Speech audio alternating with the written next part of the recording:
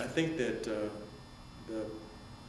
things that I did in the party were things that stuck with me or continue to stick with me I think they will for the rest of my life. I never had any shame or doubt or recrimination saying, oh, I shouldn't have never done that. I probably did some things I shouldn't have done, but I think, as far as I know, I didn't hurt anybody. But actually, the irony is that there was a few times that I wanted to. I started to develop more than extraordinary conflicting relationship with a lot of different Seattle Police Department folks. When I was out in the streets or driving or whatever I was doing, or when I was out at the University of Washington. And bring your mic up a little. okay.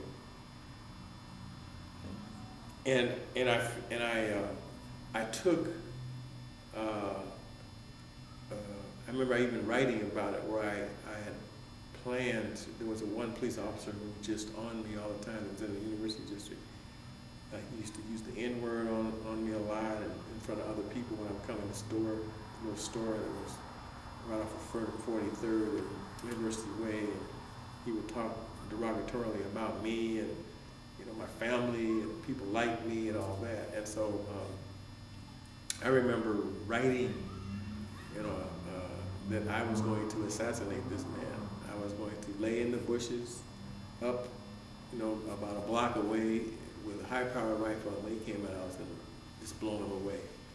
And I kept thinking, now what would happen if I do this?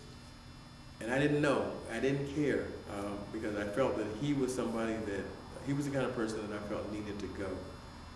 And I think I told somebody, and they talked me out of it, and they said, well, even though these are the kind of people that we're trying to get rid of, it's not your job to take him out. And my question was, well, it's not my job, who is it? I feel he's hurting a lot of people. These are the kind of people where, well, how do I know? I used to have that question, how do I know he hasn't done that to somebody else?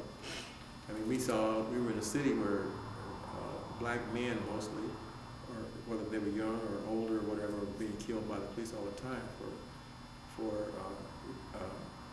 even in an unprovoked situation. That's just the way it was turned. That's the way it was going in those days. It still is. So, but I found another sensibility about me that said that for me to waste my life trying to get him wasn't worth it. And I heard this story in so many different ways that I listened, and so I kind of backed off a little bit. But that frustrated me because I did feel that somehow this man was a nemesis, and that's something that I should have thought about more seriously. And I said, I actually was mad at myself because I said, you know what? If I had told anybody, I just would have did it, and then that would have been that. But someone said, well, if you had did it, because the way we know you had such a guilty conscience, you would have told somebody after the fact. And, it would have got out anyway, and that's probably how you would have been exposed. So that was a real kind of low light for me, because I realized that unless you have control of all your emotions and you're doing political work, it could force you into some very unusual situations that put you in harm's way and maybe somebody else.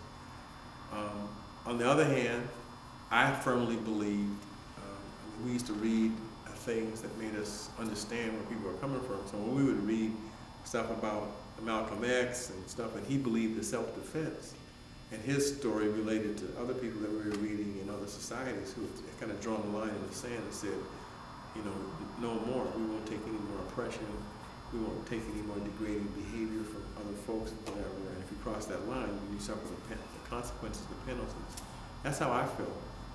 But in the final analysis, I ended up being in a place that I'm in now where I feel more that I have the capacity to beat people with my mind and my intellect, and that what action that brings about my insight than I do with weapons. Now, Does that mean that I don't still believe in self-defense? No. But I don't carry a gun. I probably would only use a gun under extreme situations where I felt that it was absolutely necessary. That was the last resort.